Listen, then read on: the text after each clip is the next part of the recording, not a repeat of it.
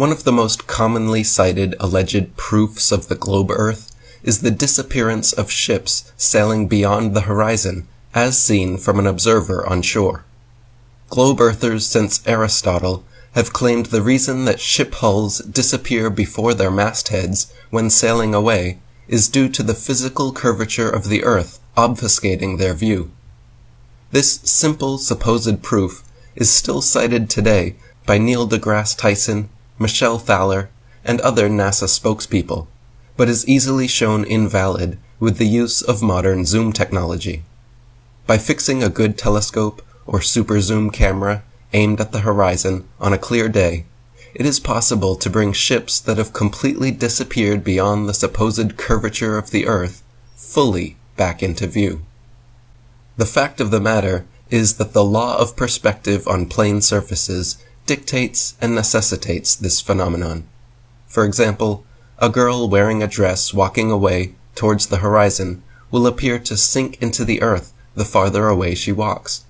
Her feet will disappear from view first, and the distance between the ground and the bottom of her dress will gradually diminish until after about a half a mile it seems like her dress is touching the ground as she walks on invisible legs. The same happens with cars speeding away. The axles gradually get lower and the wheels vanish until it appears as if the car is gliding along its body. Such is the case on plane surfaces. The lowest parts of objects receding from a given point of observation necessarily disappear before the highest. It has absolutely nothing to do with the supposed curvature of the Earth, and everything to do with the nature of vision. When you look out at the flat horizontal horizon, the ground appears to rise up from your feet to your eye level, and the sky appears to slope down from over your head to your eye level. A row of lampposts appears to get shorter in the distance, but in reality, they are all actually the same height.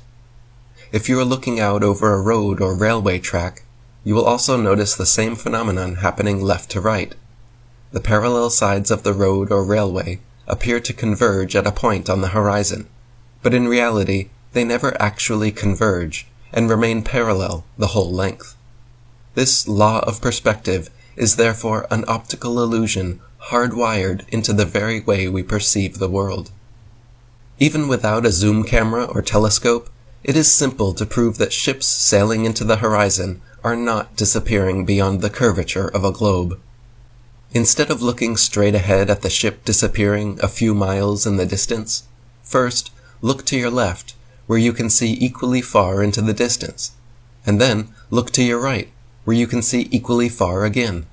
In other words, you can see twice as far from left to right as you can see straight in front of you anyway. But for some reason, you think at just half the distance in front of you, ships are already disappearing over the supposed curvature of the Earth. This is even more obvious with the use of high-altitude balloons, which can reach heights of over 120,000 feet and can often see for hundreds of miles in all directions. As high as the camera climbs, the horizon rises to eye level, and any ships that seemed to disappear after a few miles are easily viewable again at altitude.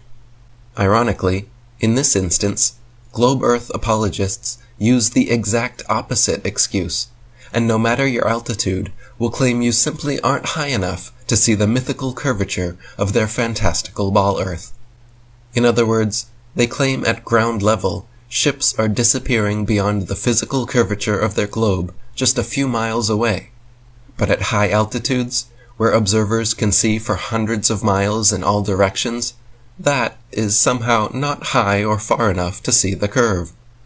In reality, however, when the curvature math is applied for a globe of given proportions, we should be able to easily observe it, even at ground level.